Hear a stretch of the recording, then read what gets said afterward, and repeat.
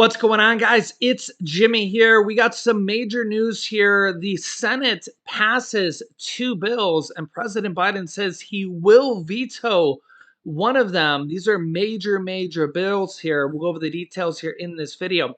Also, President Biden takes a major fall, and I'll show it to you here. Let's jump right in. Thank you so much for liking these videos, and if you haven't subscribed yet, make sure to do so so you don't miss out on any new videos.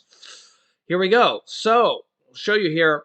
President Biden fell on stage yesterday during an Air Force graduation ceremony. Take a look at this footage. Let me know your thoughts here in the comments. Back to the Air Force Academy at the altitude of 7,258 feet above sea level, far above that of West Point or Annapolis.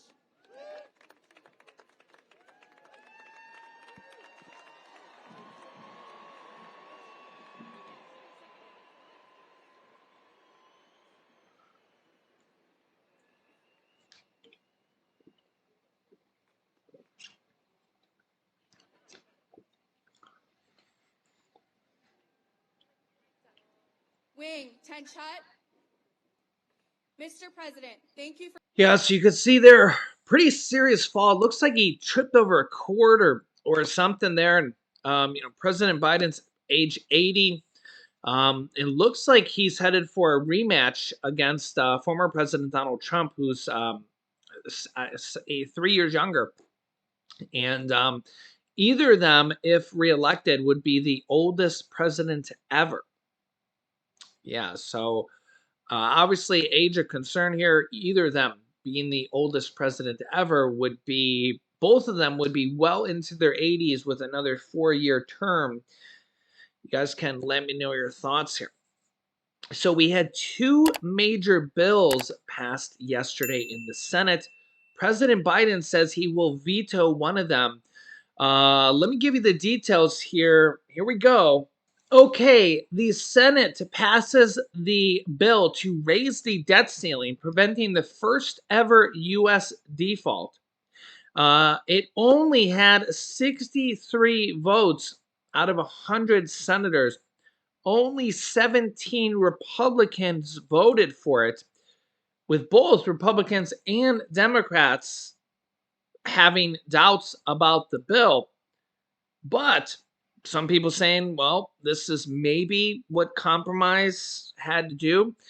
But even independent senator, he caucuses with the Democrats, Senator Bernie Sanders, having a lot of criticism about this bill.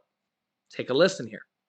Madam President, at a time of massive wealth and income inequality, at a time when the people on top have never had it so good, while the middle class shrinks and millions of working class families live in desperation, I cannot in good conscience vote for a bill that takes vital nutrition assistance away from women, infants, children, and seniors, while refusing to ask billionaires to start paying their fair share of taxes.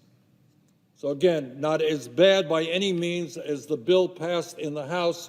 This bill will cut nutrition programs for kids and the elderly, and yet the billionaires continue to laugh all the way to the bank. They don't have to pay a nickel more in taxes. At a time when over 45 million Americans are drowning in student debt, I cannot in good conscience vote for a bill that eliminates the moratorium on student loan payments that has been a lifeline to millions of working class families during the pandemic. Deficit reduction cannot just be about cutting programs that working families, the children, the sick, the elderly, and the poor depend upon. They are the easy targets. You see, they don't have any lobbyists here. They don't make big campaign contributions. They don't wine and dine members of the House or the Senate. They're an easy target.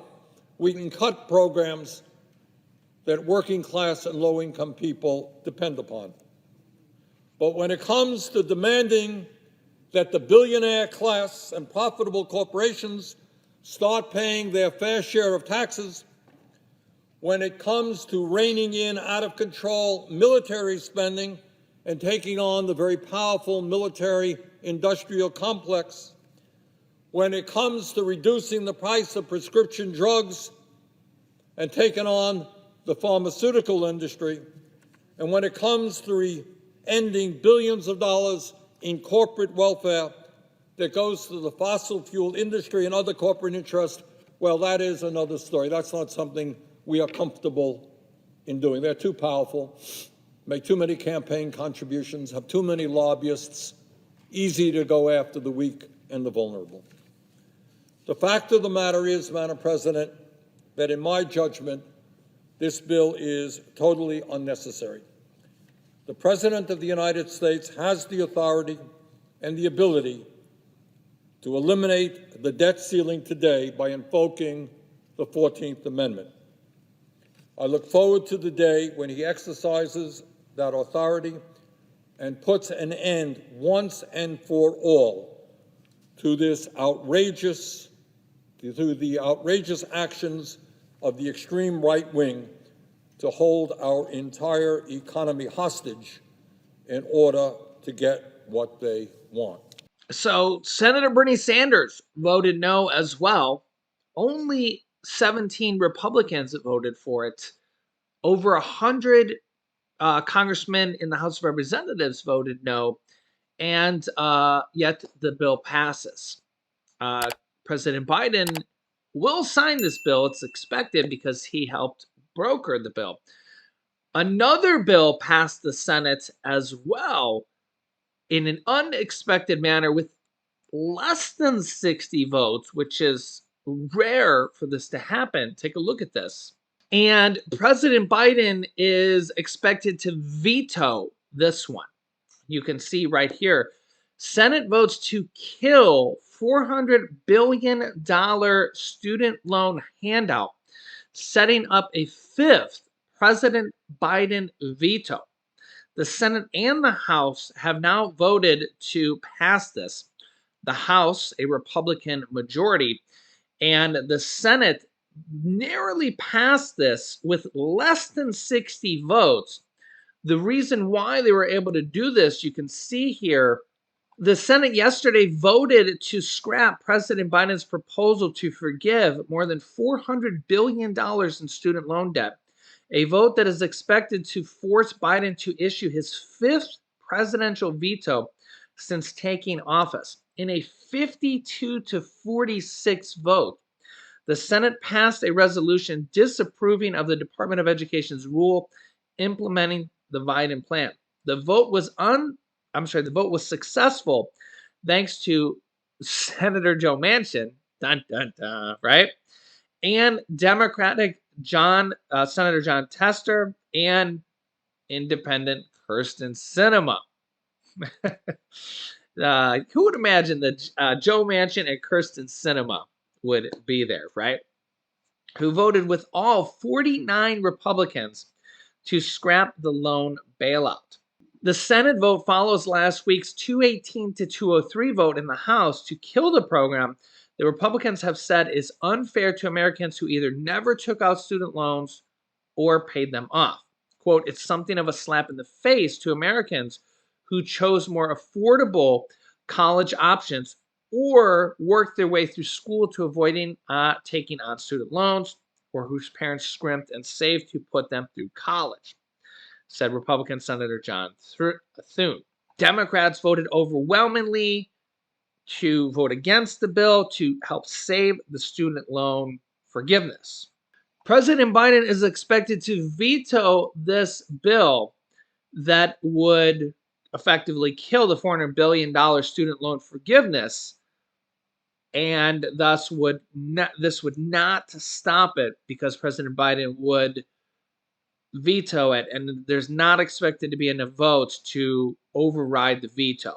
As a Congressional Review Act measure, only 50 votes were required instead of the usual 60 to overcome a filibuster. The Congressional Review Act was enacted as part of the Small Business Regulatory Enforcement Fairness Act of 1996, requires agencies to report the issuance of rules to Congress and provides Congress with special procedures in order to form a joint resolution of disapproval under which Congress considers legislation to overturn rules. So if Biden vetoes this, which I think he will, this will still come down to the Supreme Court decision on the student loan forgiveness of 10 to 20 up to 10 to $20,000 for over about 40 to 45 million Americans. So I'll keep you up to date here on this and everything else going on here in our country on a daily basis. So if you haven't yet, make sure to subscribe down below and click the bell icon so you don't miss out on any new videos. And let me know your thoughts here in the comments. Thank you so much for liking and sharing these videos here as well. Share this with anybody that needs to know here about this information. And here's some videos you should watch next. What's happening here is devastating and it won't end well here in this video. And here is a congressional bill for a raise to Social Security of over $1,500 here in this video. So click on one of those videos next. Thanks for watching, guys, and I'll see you in the next video.